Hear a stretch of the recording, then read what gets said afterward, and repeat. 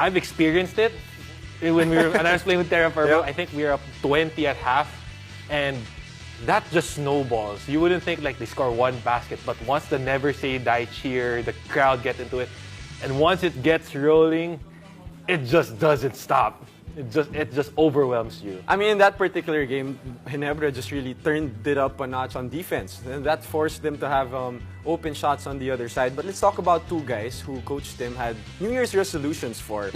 Justin Brownlee, he wanted him to be more aggressive. And Scotty Thompson, he wanted him to be, to not change. Stay the same. And that's what they did in Game 3. Justin Brownlee, Scotty Thompson. Tell us about what you can say about their performances, Isaac. 19 points in the fourth quarter. Crazy. Yeah. Ginebra needed someone to take charge, to come in. Because we know Coach Tim loves to run his offense, loves to use to get the ball moving. But if you have a guy like Justin Brownlee who can take over, just give him the ball and get out of the way. And yeah, sorry, and just to add on to that, sorry, Isaac, because I have to mention Scotty Thompson in particular, his rebound, his tip-in to get the lead for Barangay Ginebra was just special. Yeah, it was special. And what a New Year's resolutions, don't change. When you talk about New Year's resolutions, always what we want to change, what we want to do better. For Scotty, stay the same. And we've seen that because Scotty's a player who doesn't need the ball to impact. And that's what makes him such a great player because if you look at the team, LA is going to hold the ball. Of course, you need to feed the bigs inside, and especially Justin Brownlee. And he can still contribute those kinds of big plays and numbers. That's just something special. And talking about contributing to the win, I mean, Scotty Thompson made that pass to Jamie Malonzo to basically seal the deal to force that 5-point lead. But let's talk about the X factors, which is C-Stan and Jamie Malonzo. How about their performance contributing to this win for the Barangay Ginebra? Let's put it out there. C-Stan is having an incredible series. He's been up and down. There's always been that question now that because Japet was there, someone was going to take a backseat, and looks like Christian decided he's going to jump into the driver's seat beside Justin Brownlee and take charge. He's been coming off the bench. He's been providing that spark.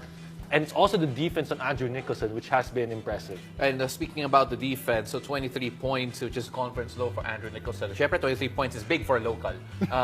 Maybe for some import, that's I'd a normal take the 23 points. Yeah, I'm sure you both would. I would take it.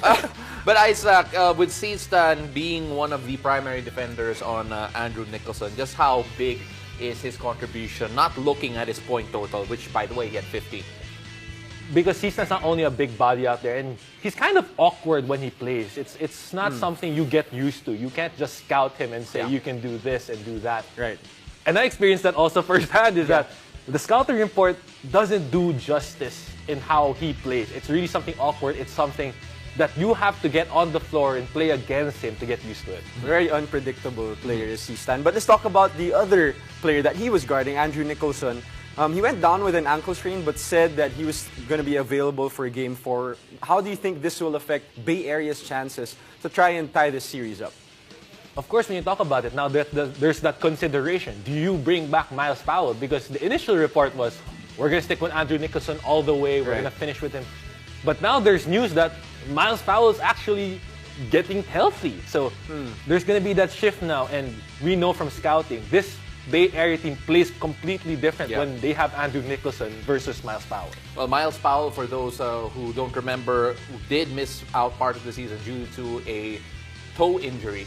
And the MRIs, according to Coach Brian Gorgian, did not look good, and therefore he hasn't played since then. But right now, looking forward to game number 4, Isaac. Any expectations for these two? Because it has been very chippy. Game 1, Game 2, and Game 3. A lot of talks about fouling, a lot of talks about the officiating, but then it has been the same in the sense that it's been grit and grind each and every game.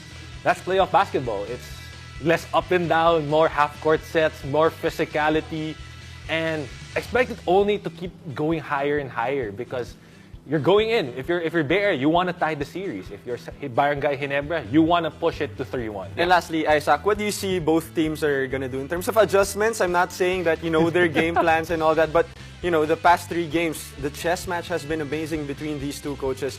What has the trend been when you saw the games? It's basically who can get to the free throw line more, who can finish with the physicality, and who can deal with it. Because that is something mental, that's something that's not going to appear in a stat sheet, but we all know that if you watch the game, you can tell.